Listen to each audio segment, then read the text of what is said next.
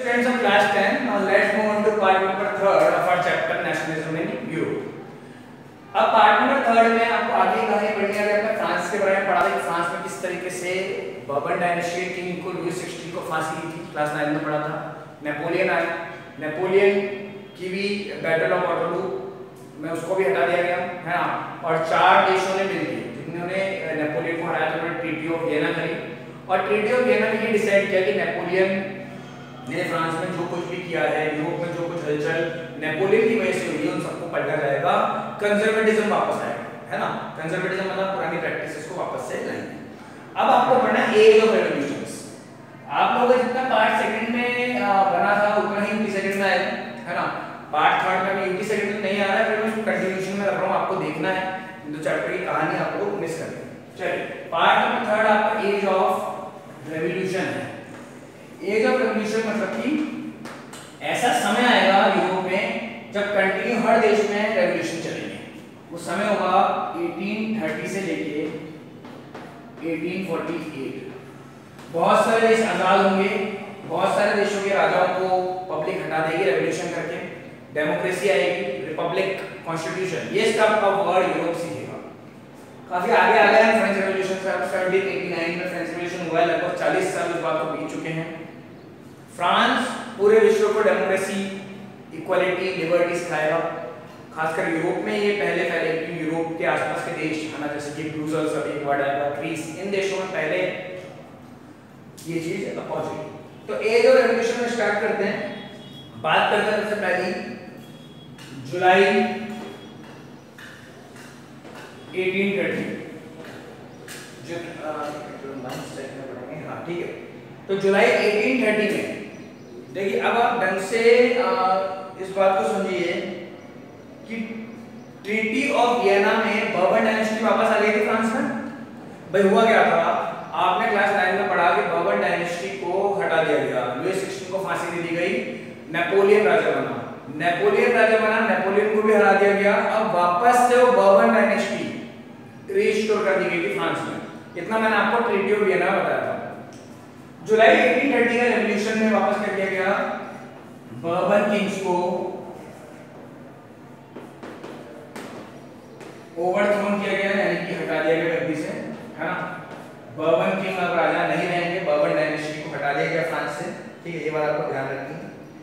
और जो रेवोल्यूशनरीज थे उन्होंने एक नया राजा चुना अपने देश के लिए, नाम था लुइस फिलिप। ये बर्बन डायनेस्टी का नहीं है, है ना। इसे नया रूलर बनाया गया, नया किंग बनाया गया फ्रांस का। तो कहानी कैसे चली आ रही है, पहले बर्बन डायनेस्टी थी, नेपोलियन आया, नेपोलियन गया, नेपोलियन को हटाया, फिर बर्बन लाए, अब फिर से लोगों ने बर्बन डायनेस्टी को हटा दिया है और लुइस फिलिप को नेक्स्ट किंग बना दिया फ्रांस। फिर सेकेंड रेवोल्यूशन आपका चलेगा ब्रुसेल्स में। ये ब्रुसेल्स वर्ड आपके लिए बिल्कुल नया नहीं है, ना। आप लोगों ने पावर शेयरिंग चैप्टर में पढ़ा है। Brussels is the capital of Belgium, ठीक है। Brussels is the capital of Belgium, यानी ये अगला रेवोल्यूशन बेल्जियम में होगा फ्रांस के बाद, ठीक है, बेल्जियम में होगा। और वहां के रेवोल्यूशनरी बेल्जियम को किससे आजाद करवा लेंगे, फ्रीडम दिलाएंगे, यूनाइटेड किंगडम। अब यूनाइटेड किंगडम आती है हमारे माइंड में, यूके आ जाता है इंग्लैंड, लेकिन ऐसा नहीं है। यूनाइटेड किंगडम ऑफ एक देश है आपको नीदरलैंड्स, उससे आजाद करवा लेंगे बेल्जियम, ठीक है। दो कहानी समझ में आई आपको। पहला रेवोल्यूशन, एज ऑफ रेवोल्यूशन चालू हुई 1830 में। तो पहला रेवोल्यूशन हुआ फ्रांस में, बर्बन डायनेस्टी को हटाकर लुइस फिलिप को रेवोल्यूशनरी ने राजा बना दिया।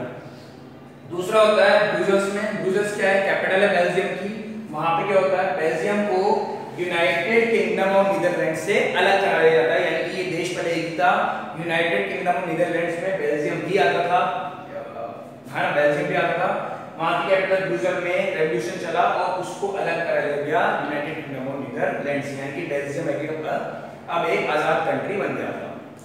इसके बाद लास्ट रेवोल्यूशन का था, यहां लिखते थे, जो ग्रीस में हुआ, ठीक है। 1832 में ग्रीस एक आजाद देश बना, इंडिपेंडेंट नेशन। 1832 में ग्रीस एक आजाद देश बना। यहाँ पर आपको एक ध्यान रखनी, जो पहले भी आईपीएस में पूछा गया 1 मार्क्स का, एक ट्रीटी साइन हुई थी। ट्रीटी यानी कि समझौता। ट्रीटी का नाम था treaty of Constantinople.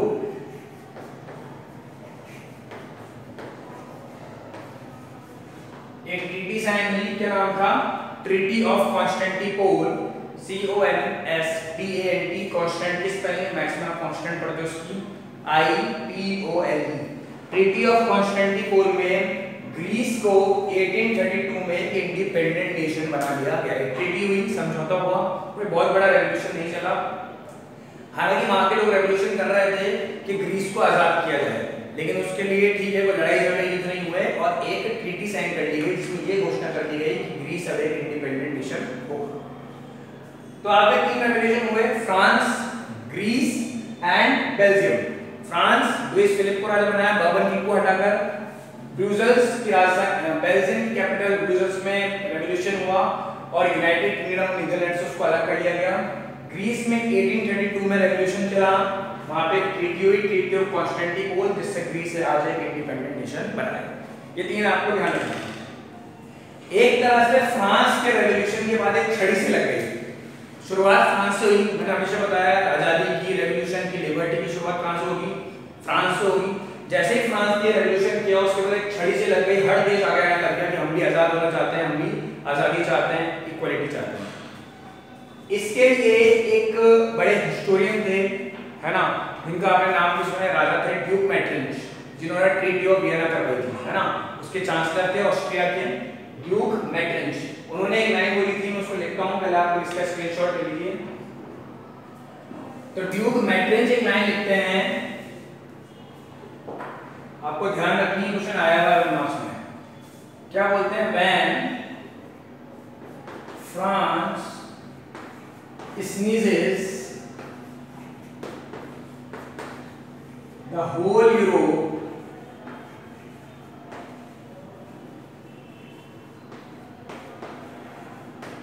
catches cold। Hindi में हुआ छींकता फ्रांस है और पूरे यूरोप को कोल्ड हो जाता है, ठंड हो जाती है। इसका मतलब ये है कि अगर फ्रांस किसी चीज की शुरुआत कर रहा है तो हर देश को, यूरोप के तो कम से कम ये लगता है कि वो अच्छा ही कर रहा होगा, हमें भी करना चाहिए। मतलब एक चिंगारी उठती है फ्रांस में और पूरे यूरोप में उसकी आग लग जाती है। When France sneezes, the whole Europe catches cold। किसने बोला ये? मैट्रिंज ने। ये क्वेश्चन आया हुआ है, Who said these lines? किन्होंने इस लाइंस का यूज किया था? तो मैट्रिंज आंसर लिखना है आपको METTERINCH।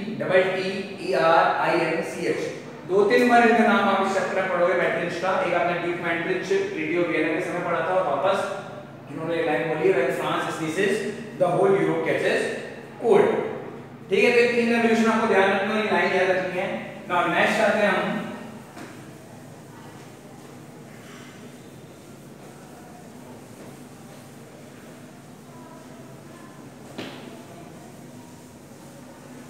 आप लोगों का एक वर्ड है रोमांटिसिज्म। ठीक है,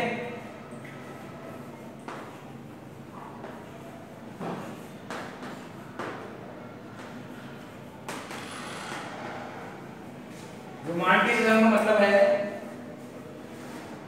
आप देखिए, आप नेशनलिज्म, अपने देश के प्रति प्यार, देश के प्रति भक्ति अगर आपको जगानी हो, एक अंदर आपको एक नेशन के लिए रिस्पेक्ट दिखानी हो, तो उसके लिए बहुत सारे फिलोसोफर्स ने उस समय बोला कि सिर्फ युद्ध की जरूरत नहीं है। आज एक देश युद्ध लड़ता है ना, तो हमारे अंदर देशभक्ति जगती है, तो नॉर्मल सी बात है। आज अगर भारत पाकिस्तान का युद्ध हो जाए तो आप में से बहुत सारे एक इंडियंस एक यूनिफाइड हो जाएंगे, एक धागे में बन जाएंगे कि हाँ हमें पाकिस्तान को हराना है। उससे हमारे अंदर हौसला आएगा। सर्जिकल स्ट्राइक्स वगैरह हुए थे लास्ट ईयर, है ना, एक भी हम सैनिक को, आतंकवादी को पकड़ लेते हैं, मार लेते हैं, तो हमारे अंदर जोश आता है कि हाँ ठीक है, इंडियन आर्मी बहुत अच्छा काम कर रही है, इंडियन गवर्नमेंट अच्छा काम कर रही है और दूसरे देश को मार रही है, हटा रही है उसके रास्ते से। लेकिन उसमें एक नुकसान है। एक युद्ध होता है या कोई बड़ी वॉर होती है तो उसमें अगर उनके आपने हजारों सैनिक मारे तो आपके भी कुछ सैनिक तो शहीद हुए होंगे, है ना। तो ये प्रॉब्लम है कि उसमें जान जाती है लोगों की, तो बहुत सारे फिलोसोफर्स ने उस समय आइडिया रखा कि क्या हमें लोगों के अंदर नेशनलिस्ट फीलिंग्स बढ़ने के लिए, है ना, नेशनलिज्म जगाने के लिए, हम बोलते हैं नेशनलिस्ट फीलिंग्स, है ना, एक अपने देश के प्रति रिस्पेक्ट लाने के लिए वॉर की जरूरत नहीं है। हम क्या कर सकते हैं, हम मूवीज, फोक सॉन्ग्स, प्लेस,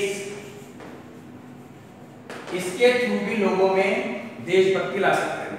जैसे फॉर एग्जांपल एक युद्ध से ज्यादा लोगों में देशभक्ति बॉर्डर पिक्चर देखने से आती है ना, है बॉर्डर पिक्चर सनी देओल की। तो उसमें क्या होता है, उसमें यही आपको दिखाया गया कि एक आपको पिक्चराइज किया गया इंडियन आर्मी को, एक बहुत अच्छी तस्वीर इंडियन आर्मी की दिखाई गई। उसमें आप फिर उस पिक्चर को देख के जोश में आ जाते हैं, है ना। भाई छोटे होते तो यही सोचते हैं हम कि ये पिक्चर देखने के बाद कि तो आर्मी में ही जाना है।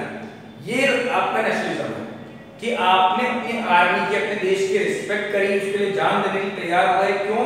क्योंकि आपने एक मूवी देखी, उससे आपके अंदर नेशनलिस्ट फीलिंग्स आई। इसको रोमांटिसिज्म बोलते हैं। Romanticism is the art of growing nationalist feelings through movies, folk songs, plays, और भी कह सकते हैं बुक्स, है ना। कोई बुक्स हो, कोई किताब आपने पढ़ी देश की आजादी के बारे में, देशभक्तों के बारे में पुरानी, तो आपके अंदर भी आता है कि हम भी ऐसा करें। जैसे हम भगत सिंह की स्टोरी पढ़ते हैं, बहुत सारे लोगों को यूं है कि 20-22 साल की उम्र में फांसी में लटका दिया गया जब उनकी उम्र चालू होती है। क्यों? क्योंकि उन्होंने देश के लिए लड़ते हुए शहीद हो गए, वो एक तरह से सैनिक होते हैं। तो ये सब क्या है, हमारे अंदर नेशनलिस्ट फीलिंग लाते हैं कि जब ये ऐसा कर सकते हैं तो हम देश के लिए क्यों कुछ नहीं कर सकते। ये रोमांटिसिज्म होता है।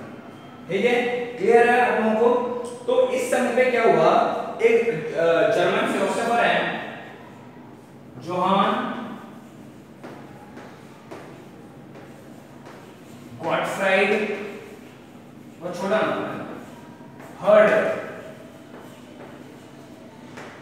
जोहान गॉटफ्राइड हर्डर एक जर्मन फिलोसोफर हैं जिन्होंने उस टाइम पे ये बात बोली, ये आइडिया वर्ल्ड तक पहुंचाया कि हम लोगों में नेशनलिज्म अगर हमें लाना है, देशभक्ति लानी है, देश के प्रति रिस्पेक्ट लानी है, तो हम सिर्फ वॉर लड़के इसको नहीं ला सकते। हम मूवीज के थ्रू, बुक्स के थ्रू, स्टोरीज, फोक सॉन्ग, गाने, है ना। जैसे उस टाइम पे क्या हुआ था कि इनके बाद जब उन्होंने ये बात बोली तो बहुत सारे देशों ने, अपने यूरोप के और वर्ल्ड के अन्य देशों ने अपने नेशनल एंथम्स बनाना चालू कर दिए। नेशनल एंथम्स, नेशनल सॉन्ग क्यों बनाए जाते हैं? ताकि आपको ये पता लगे, आपको एटलीस्ट आप दिन में एक बार नेशनल एंथम स्कूल में जब आते थे, जब होता था, तो दिन में कम से कम 2 मिनट के लिए साथ खड़े होकर अपने देश को याद तो कर ले, उसके प्रति रिस्पेक्ट तो दिखा ले अपने नेशनल फ्लैग के लिए। तो ये सब उस टाइम डिजाइन होने लगे, ये रोमांटिसिज्म था। आज हम देखते हैं कितने सारे नेशनल सॉन्ग, नेशनल एंथम देश के लिए आते हैं, है ना। नेशनल एंथम, नेशनल सॉन्ग तो एक बार ही आए हैं, बट सॉन्ग्स आते हैं बहुत सारे जो आपको इंडिया को, आर्मी को सैल्यूट करने के लिए, है ना, देशभक्तों को सपोर्ट करने के लिए जिन्होंने सैक्रिफाइस की अपनी लाइफ उनके लिए। स्टोरीज आती हैं, मूवीज आती हैं, ये सब रोमांटिसिज्म है। जोहान गॉटफ्राइड हर्डर जो कि खुद जर्मनी के थे, एक जर्मनी के जर्मन फिलोसोफर थे। जी से गॉटफ्राइड, जी से जर्मन, ऐसे याद रखना। तो सेकंड वर्ड का फर्स्ट वर्ड है, सॉरी फर्स्ट अल्फाबेट है गॉटफ्राइड का जी, और जर्मनी का जी लेंगे तो इनकी कंट्री मिल जाएगी आपको। तो जोहान गॉटफ्राइड हर्डर जो जर्मनी के थे, इन्होंने रोमांटिसिज्म का मतलब पूरे विश्व को समझाया कि रोमांटिसिज्म क्या होता है। ठीक है, तो ये अभी है कि एज ऑफ रेवोल्यूशन आ चुकी है, एक समय आ चुका है जब रेवोल्यूशंस हो रहे हैं पूरे यूरोप में, क्योंकि फ्रांस से शुरुआत हो चुकी है। इसकी वजह फ्रांस जीतता है तो हर जगह उसकी आवाज आती है, वर्ल्ड पहुंचती है। रोमांटिसिज्म का मैंने बताया कि नेशनलिस्ट फीलिंग्स कैसे लोगों में भरी जा रही है मूवीज के थ्रू, फोक सॉन्ग्स के थ्रू, है ना। पार्ट नंबर 3 में इतने रखते हैं। पार्ट नंबर 4 में पढ़ेंगे कि अब यूरोप का जो समय है, खासकर फ्रांस का, वो हंगर हार्डशिप का आएगा, है ना। लोगों के पास खाने को पैसा नहीं होगा, महंगाई एकदम से बढ़ जाएगी, पॉपुलेशन इस नंबर पे बढ़ी रही है यूरोप की बहुत ज्यादा, जब आप ये स्टोरी पढ़ रहे हैं तो उस वजह से अनाज की कमी होने लग जाएगी। उसको हम पढ़ेंगे क्या आगे रिजल्ट्स निकलते हैं पार्ट नंबर 4 में। Thank you.